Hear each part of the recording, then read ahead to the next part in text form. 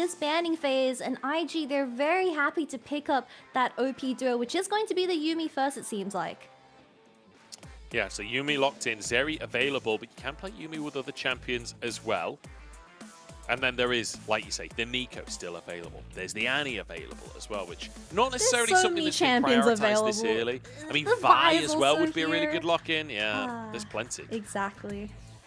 I mean, RNG, they're gonna most likely lock in something like the Vi that is going to take that away from Tianzhen. We have seen him rely on this Maokai pick acting as that sole engage, but I wouldn't be surprised if he's gonna lean more towards a carry role coming into this game. But IG, they need to secure this ADC position. We've seen a lot of Aphelios and Yuumi find a lot of success in the LPL. I believe when it does come to the matchup specifically between Zeri, Lulu, and Aphelios Yuumi, the Aphelios has won two out of twice times. I don't know where I'm going with this, but still, Yuumi is definitely the problem, and giving over both Yuumi and the Nico towards IG and allowing Cryin to have such a strong utility champion is going to be a very big concern for RNG, which is going to get an Ari in response. Yeah, the Yuumi Aphelios. Will that be enough for IG? With that Nico alongside them. And also, what on earth support is LvMao going to play? Because you can anticipate a Lulu ban coming on through, but Nautilus actually being taken off the board, trying to remove some hard engage from the side of RNG. I gotta say, I'm a big fan of the Zeri with Enchanters. I think most people are. Well, I don't think anyone was a fan of it, but you know what I mean, in terms of like making the draft best. The ADCs are a fan of it. Yeah, the Zeri players are a fan of it, that's for sure. But Nocturne banned away, and Poppy going to be taken off the board from Tianzhen as well. We have seen a lot of Rakans paired alongside the Zeri where you have great synergy with the Vi and Ari getting locked in. It is going to get taken away. I personally wouldn't have minded it getting let open by the side of IG because you have something like the Nico that diffuses so much of that engage. But we'll have to wait and see what RNG is going to respond in terms of that support position. I mean, yeah, you can default to the Lulu. I don't mind that, but we've seen from the two previous games of this exact matchup that once you do reach 3 items range, the Aphelios just has so much damage and healing. So RNG, they need to get that Grievous Wounds very early on, and it better not be on the Lulu, because I called, I believe it was Crisp on Weibo Gaming, out for this. You can't go Oblivion Orb on Lulu anymore. The Chemtech Putrefy just isn't worth it as you don't have that damage. But we'll have to wait and see, because the counter spot is going to get left for Breathe, and we've been highlighting about this top lane 1v1 matchup for the past 5 minutes, and Breathe, I still feel like he has a stronger presence when it comes to the lane domination. So Neny taking the easy approach and locking in the Gragas, which pairs really nicely with Kindred. It certainly does, as we are seeing the Kindred hover. Tianzhen, he's yet to play it here in the LPL, but then he does only have 4 games in the LPL, so time to prove himself. The Lee Sin going to be locked in instead. Still arguably a carry jungler. I don't know if that's really quite correct, but certainly a jungler that you can strut your stuff on. A jungler that you can set up the early game and then with the right kicks, set up the late game as well. RNG looked around their compound with a tank for Breathe. I would love to see Breathe lock in something like the Gwen, just have that lane domination, but no, it does seem like it's going to be the typical Sion vs Gragas matchup in that top side. So yes, our predictions were correct. It's all about the mid lane synergy for this game too that can allow this Aphelios or Zeri to shine in that laning phase. But I've had this opinion for the past 2 weeks where I think Nico just has so much lane push, especially into champions like Ari and Annie. It's going to be really hard for Wei to find angles to cover for those dives because you have someone like Tianzhen on this Lee Sin that has so much mobility. So we'll have to wait and see how Wei and Tangyuan really play around this 2v2 matchup. Yeah, we'll see what they're going to be able to pull off and how they'll play around vision as well when it comes to setting up for those dives. Getting the wards out early, getting that protection is so crucial in those kind of situations. RNG versus IG though, and you know, looking at these two organizations, this is a historic matchup in the LPL, but it feels like a bit of a rebuild year for both of the teams. Both, though, rosters that on paper should be vying for playoffs. I feel like both rosters are, once you can imagine, making it to that top 10. But matchups like this will decide everything because they're against another team that are very likely in that race for top 10. So every single game, every single win counts, and every single head-to-head can end up counting too. Yeah, and a lot of pressure onto Neny, especially because this matchup is really going to kind of showcase where these two teams are sitting realistically in the standings right now. And with IG sitting on that 1-1 scoreline in their best of series, I mean, you already see Neny's face cam having a bit of that pressure reach to him, but I'm sure that having something like the Gragas where it's going to be quite an easy laning phase for him to execute, it's going to be all about those team fights and how he denies this Zeri and Lulu from shooting everyone and doing that DPS. Yeah, it's going to be all about stopping Zeri popping off. I feel like that's so off to the way. And it's kind of the opposite of what we talked about before. LP trying to prove himself, trying to fill the shoes of Gala, who, you know, came into RNG and immediately went to MSI and won it. And then went to MSI and won it again. Like, LP, big shoes to fill here in that of Gala. And we'll see if he can do it alongside LvMao. They've got the Zeri Yuumi. Can they take over the fights? Cryin going to spot out this invade. This is a Scion at level 1 on red side. We see this all the time at this point, but could be a 5v5 as LvMao trying to face check in. Arn and Wink moving over from behind, a 5-stack in the brush. Charm comes out onto Neny, but he gets out. It's a good route out from Cryin, and Arn now just firing onto everyone. 1v5 at this point, I guess 1.5 for the cat, as the chickens are just being shredded. I think Wei got it, yeah, level 2 for him as a route across the team. Cryin forced to flash away here, trying to get to the brush himself, but Wei should be able to chase this one down. Cryin, no flash, being peppered down, and will fall. Wei flashing for first blood. And that's the scrappiness that we were both expecting coming into this Game 1 series. As Wei, he does secure the Raptors. I think he wants to stop Tianzhen from getting his own Crods as well. Breathe being an absolute menace on this Scion, while Neny sitting on that Gragas in top lane. They're still going. Breathe trying to ruin this one. Tianzhen on 2 wards right now. The Crux, look at his health. He's so low. And he won't quite get it. He's still level 1 here, as he will clear a bunch of them. That's level 2 for him. And Wei, in the meantime, grabs the red buff. It's an aggressive start from RNG.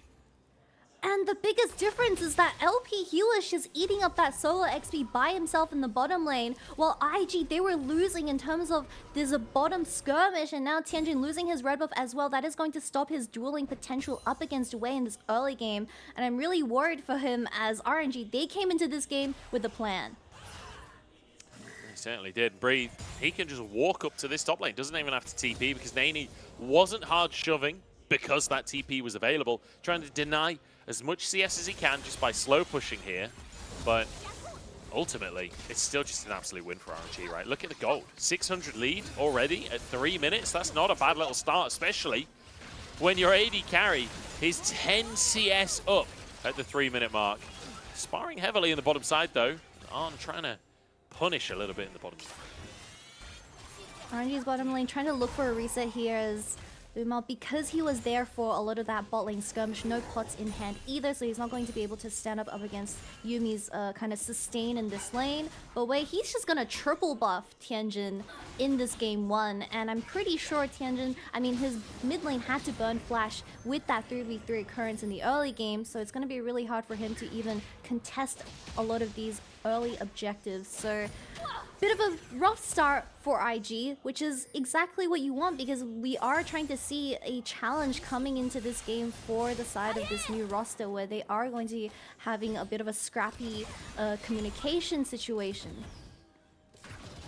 Yeah, and also just running with a draft that is a little different, right? Lee Sin jungle, not something we're seeing very often at all. Tianzhen coming into the league, hyped up as, I think a lot of people kind of talking about him as a Rengar one-trick, but I don't think, based on his history at IGU, I don't think that's very fair, because Vi is actually his most played champion in competitive play.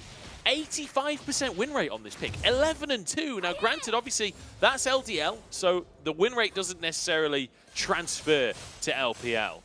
But certainly, it's a solid history to work off. Actually, one of his best champions, Hecarim, at 90%. He's 8-1 on Hecarim historically, so maybe that's something we could see later on in the split if tank junglers come back in. God, I can already imagine bringing back Yuumi and Hecarim with the Yomas as well. This champion is just not gonna die and is gonna just cue everyone's faces. That is disgusting. I don't want to see Hecarim. But something I do want to see is that Vi coming out of IG, but unfortunately did get denied by RNG in this game 1. He's trying to look for a pick on this building wave. Oh, finds the Q. Can they finish it? LvMao trying to get away. One auto! And a Q will finish it from Wink. LP trying to return the damage here, but he's not done that much work just yet. Wink will be able to jump back on the shoulders of his jungler. Wei's in the area, but won't be able to find anything. Yes, RNG just didn't really expect the Lee Sin to pop out of the bush as they had a slow pushing wave. Wei tried to make his way down towards his bottom side, but he was just a few seconds late, and punishing LvMao not having that flash available since level 1, which is great proactiveness coming out of IG. But as a response, Wei's going to get this first dragon. Yeah, so RNG will be able to get themselves a Drake. They do still have themselves a gold lead as well, so solid start from RNG. I do want to look further on into the game, though, and talk a little bit about the IG composition, because it feels like for RNG, reasonably self-explanatory front-to-back fight, right? Where you've got Vi for the engage, you've got Sion for the engage, you go for picks with the Ahri, and then you've got the Zeri who will just be free-firing. On the other side, though, for IG, you don't necessarily have, like, you do have a front line in that of Gragas, but with the Lee Sin in the jungle, with the Nico, it feels like maybe you want the enemy playing into you more than you want to engage. Yeah, most definitely, especially with RNG locking in something like the Vi and this Ahri for game 1. A lot of mobility and a lot of dive potential that is looking for those picks, but a common trend that we see out of Nico's is when you are playing around this champion without the flash available, it looks a little bit derpy. And the enemy team having mobility might be a blessing or a curse depending on how you see it, because it can 1, escape, or 2, dive into you and you deny a lot of that kill potential. But my biggest kind of point to look at is how Neny pilots his Gragas, because we've seen Gragas do amazing flanks onto the carries of RNG, as it also plays into how this Zeri is going to be able to DPS around the team fights, because I feel like when you do look at how he's going to get restricted, this Grom's going to reset for Tianzhen, which is very sad. But LP talking about Zeri, he's going in and pops the ghost out of on. Yeah, nice stuff from LP there, just denying the recall. Getting a bit of damage down, getting a summoner spell out as well. And Wei now taking this advantage. He knows that the bottom lane of IG wants to recall. He knows that he's got priority in that bottom side, so he goes for an invade himself. Tianzhen moving towards his mid lane here, as the chickens will be finished. Yeah, Tangyuan just ults out. Cryin can't land the Pop Blossom. And now, with Cryin not having his ultimate available, does Wei look for more here? Tangyuan could move over as well. Tangyuan is very low on HP in terms of how the trading went, so I'm expecting Wei to back off here as IG. I mean, Nico can rotate whenever he wants with that TP if he wants to look for that reset. But I am looking at the level 6 for this Vi, because you can have such an easy force towards the bottom side of On and Wink. So we'll have to wait and see how Tianzhen kind of waits for that counter gank. Top lane, we don't need to mind this. It's the classic Gragas vs Sion, where it is just going to be very calm CSing. And Breathe uses this ultimate to stop Neny, who should be fine, right? Should be. Yeah, okay, he walks away out of this one. Yeah, bit of a wet noodle fight up top. I don't think there's going to be much solo kill threat there. Neny does take a plate down, but doesn't actually get credit for it. So just get a bit of gold down the drain there. Does have himself a 15 CS lead, but a lot of that based off of the level 1 that happened, as opposed to the lane that's been occurring since that point. Wei was hoping to catch a recalling Neny, but he was over the wall. He gets Wei safe, as Wei is going to be able to get himself a Herald here. LvMao's rotated for it, and just full respect from IG, not going to contest at all. Yeah, Neny not having that TP available does mean that RNG having Breathe first, ulting towards that top side, and having the correct tempo secures his first Rift Herald as well. LvMao, you have the flash. You should be fine. But getting a little bit caught out as he was rotating towards that Rift Herald and hovering. But I don't know, yeah. IG, they seem like they're giving all these early game objectives away, and that is not something that you want to be doing, because I think once you do have those level 6s online, it is realistic for you to contest some of these. So the next real big objective is going to be about this Wind Dragon, which is going to be spawning in 1 minute and 20, as flashes are online for both of these mid laners, and especially the Nico and this Lee Sin. Yeah, bold invade here from Tianzhen. No priority. His bot lane is in base. Tries to go for the blue buff. I don't know what he expected, to be honest.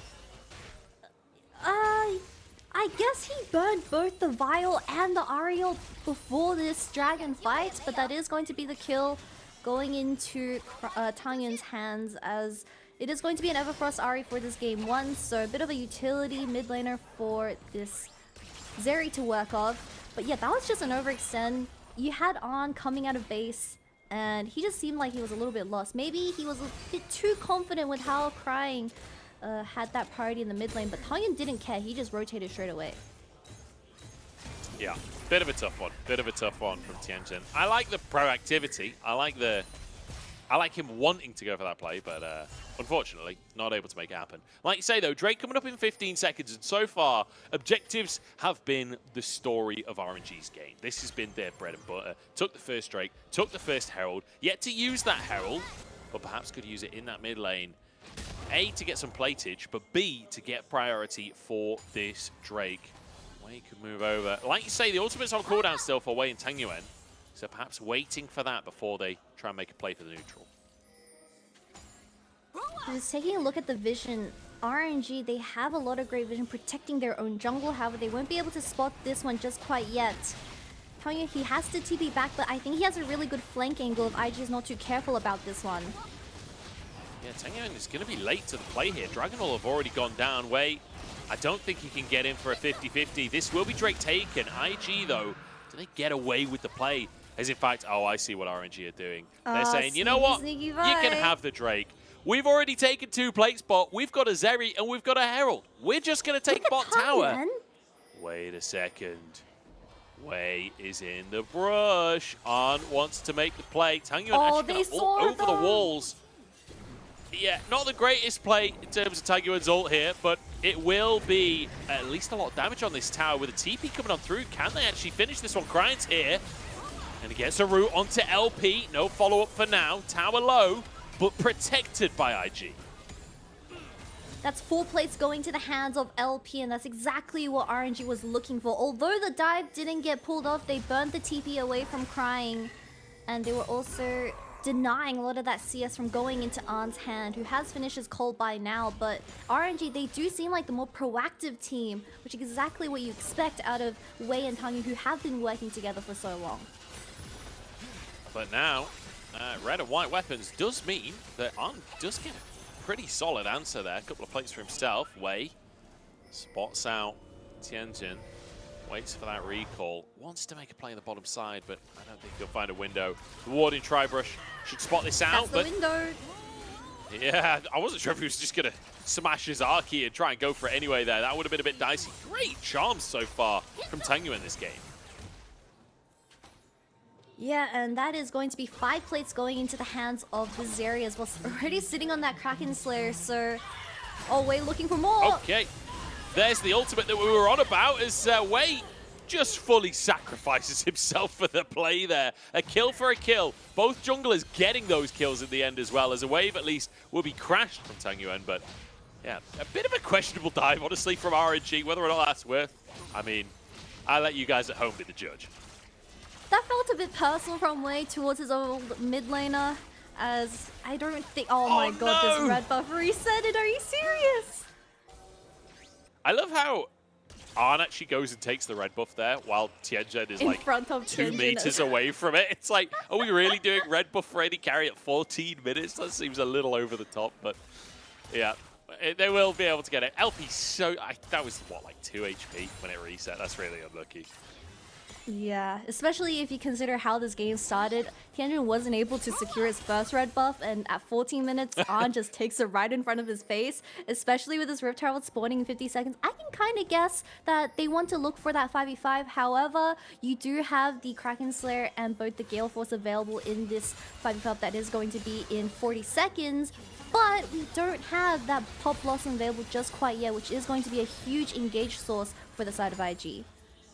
Yeah, interesting to see the the Gale Force first item here for On rather than the Storm Razor. We are seeing a lot of Storm Razors on Aphelios. I feel like AD carry items in general are I think everyone's in agreement that the AD carry item pool is very strong right now, but people definitely have different opinions on the way to build right now and what the strongest items are. I still think Stormrazor is a lot more ideal when it comes to just flat damage in these team fights, but if you look at the enemy team composition, you have a Zeri that does have a lot of the speed buff coming out of the Lulu, and of course you have to avoid the initial engage from this Ahri and Vi, but it does seem like RNG, being the ones first to this play, are going to start off the Rift Herald, and I don't know if IG can find an angle onto this. Cryin is Lee Sin right now. Oh, big CC chain onto Neny. Can they finish off the There's tank, though? The final chapter, and the Pop Blossom is massive! Cryin takes them to pieces as IG want themselves a fight here. They want the Herald, and they'll take everything alongside it. And Cryin gets RNG completely off guard, being that Lee Sin's walking into the team fight, but having that Pop Blossom and Flash available, gets a 5-man knockup and stun, secures this Rift Herald, and a huge shift in gold for IG. That is a Pop Blossom and a half right there. Fantastic stuff from Cryin. Sets his team up. And now look at the scoreboard for IG. Everybody on the team with a kill. This is a team effort from the boys in black and white. And not just Cryin, Tianzhen also got a really nice flash kick onto the carries of RNG, which sent one of them flying. We'll have to take another look at the replay to make sure who it was, but I think it was a 2 or 3-man Lee Sin as well, so it was just collateral damage for the side of RNG to take. But we'll have another look at this choke play where RNG, they were the ones that started this Rift Herald, but they weren't sure which one was the real Lee Sin, as he comes in Cryin with that flash available as well. 5-man, and this kick out of Tianzhen just seals the deal as Neny also follows up with that cask, but RNG getting caught off guard in such a close kind of proximity. Yeah, Tangyuan just kicked through the rest of his team, like you say. Fantastic stuff coming out from Tianzhen. And it has to be said, I don't know if Gragas is necessarily the champion that you want to try and pick.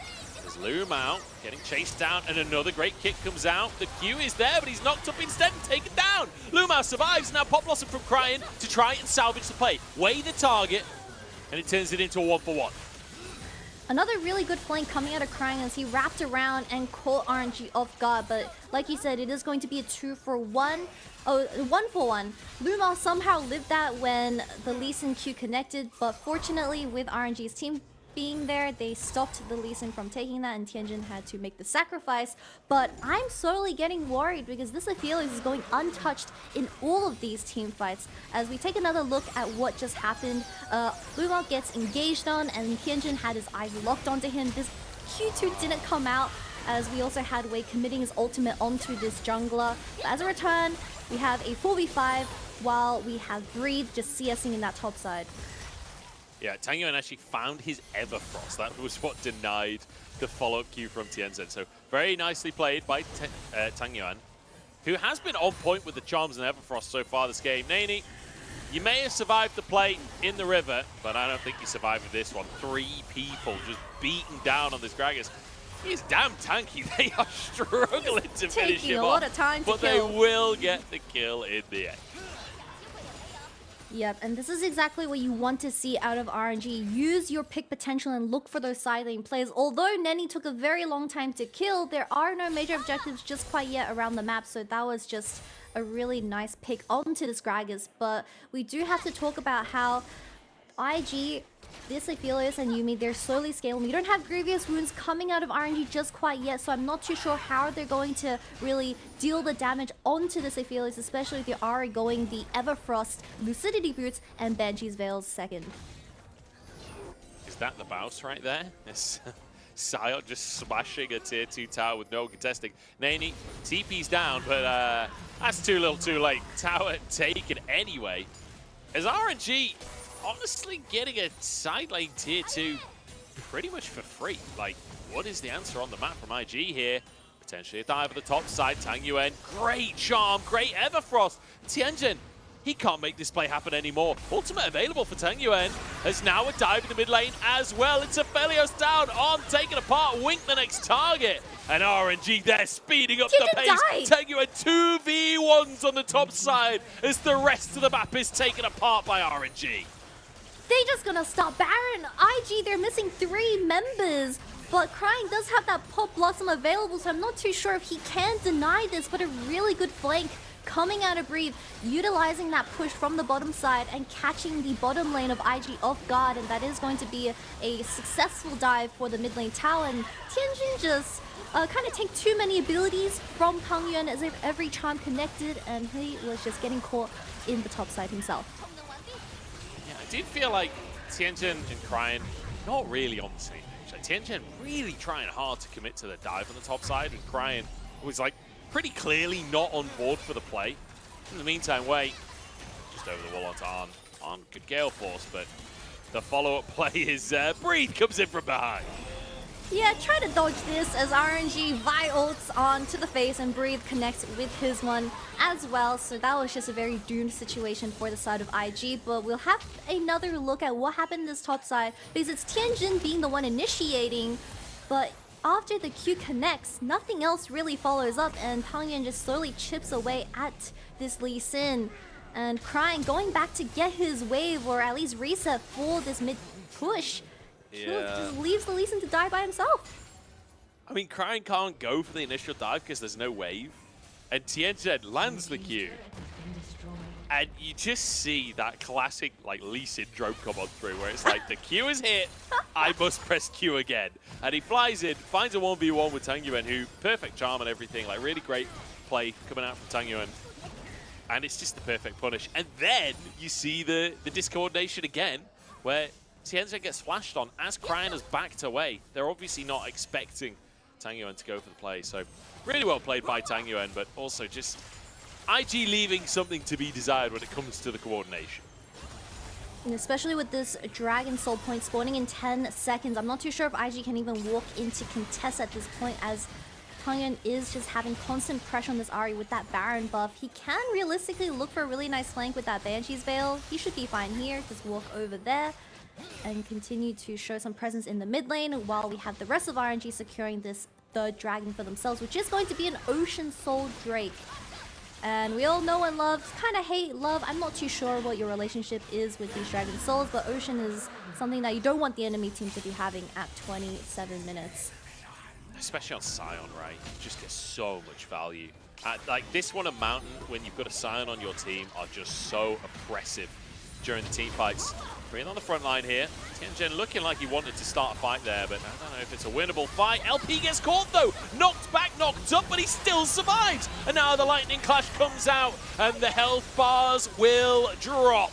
LP charging forwards, it's a good kick, but he was already going in that direction. He's happy to go further forwards at this point. Neny up next as they try and dive this tower, but with Baron in their pocket, they could just take the objectives.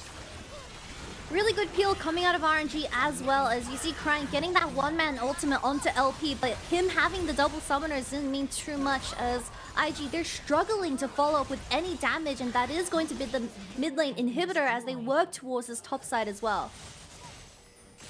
Fantastic stuff coming out from RNG. And, you know, we were talking at the start of this series about identities, like both these teams trying to forge an identity for themselves, to forge expectations with all the changes that have come on through. Well, RNG looking like they've done a lot of work to make sure that they are on top of how this meta has to be played. Yeah, and we'll just have another look at what happened here, as we have RNG's entire squad just protecting LP on the Zeri, and on having that red and white, not being able to get into the whole mix of everything, getting zoned out. Tianzhen's caught at his own romp here. Yeah, is he going to be able to escape? Anymore. He's going to get chunked out by Tangyuan once again. Tangyuan is just hunting Tianzhen, this game. Does Breathe? Will take a bit of a chunk, but he's not dying. Just invincible. The whole team goes in. Pop Blossom is here. Charm comes on through onto Neny. His LP over the wall, and it's time to sweep up. See you later, IG. They focus too much onto the tanks. Breathe is still alive, by the way. That whole time, he's just chilling. Went back to base. TP's in now as the supers start to pressure onto these Nexus towers. The flash onto Neny to deny him getting onto Fountain. This is going to be game in 25 minutes. RNG step up, show us that they've got a great read on the meta, a great understanding of how to snowball and dominate through objectives. And at the very end of the day, it really did just seem like RNG, they were better in the team fights, and they had a much clearer idea of how to play this game out. As IG, you see them scrambling, trying to get something done, putting all their abilities and resources onto a Sion, but at the very end, he remains 0-0 and 7, and RNG take this game in a convincing manner. Yeah, James Bond in the top lane to finish the game off 007. Making it work for his team. And I have to say, LP, fantastic game for him on the Zeri. Like, the whole composition was designed for him to have a fantastic game on the Zeri, but it felt like he was untouchable in the backline, getting that damage out. But I feel like Tianzhen in the mid lane, fantastic game for himself. Like, not Tianzhen, sorry, Tangyuan. The Ahri, like, every charm it felt like landed. He was permanently on Tianzhen. Like, no matter where that Lee Sin was, he was there to answer. He was there to deny any plays and just consistently finding windows. I want to see what damage he managed to do this game, because he was on the classic, like, Everfrost Banshee's no damage Ahri build. But it felt like he was still chunking because he was so far ahead. Yeah, I mean, very, very less damage in terms of the build direction that Tangyuan decided to take for this game one. But I believe he did go Medjai's as his third item, so hopefully throughout that last team fight, he was able to kind of pad the stats for this game one. But yeah, really huge credit to Tangyuan and how he was able to get his hands onto the enemy team. But someone else I also want to credit is Wei. I mean, he got the ball rolling since that level 1, securing the Raptor camp and really making Tianzhen work for his kind of own camps in that early game. You saw this Lee Sin, he was a little bit out of his element because he got triple buffed and it was really hard for him to work towards any lane. He did get a really sneaky kill onto LvMao towards that early game, but it wasn't enough. As you saw that IG's entire team composition, it's very hard to lock down someone like LP, especially having that cleanse available in hand. So I think the expectations out of Neny on this Gragas, we just didn't see it in the team fights. Yeah, and Tangyuan actually managed to top those damage numbers. We asked if the build was enough to stop him, but like I said, just constantly landing every skill shot, managing to make it happen. Fantastic game from RNG. And like you say, Tianzhen, kind of a tough one for him. You know, having that Rengar banned out against him, I feel like that's going to be permanently the question for IG at this point is, can Tianzhen, like, mesh with this team? It feels like he's not necessarily on the same page as the rest of the squad right now, which is... It's one of those issues that teams often have when they have new players coming in. Like, you have to remember, he's only played a handful of games in the LPL at this point. So we've got to give him time to figure this stuff out. But whenever you're bringing a rookie in, the question is almost always, how well are they going to work with the team? How well are they going to mesh with the game plan? Are they going to be able to build that synergy quickly? And for me right now, there's still a lot of work to do there for IG. But RNG, total opposite side of that page. Fantastic stuff in game number 1. Super coordinated. And honestly, looking really, really good. We'll see if they can keep it up in game number 2. The question now for RNG is consistency. We'll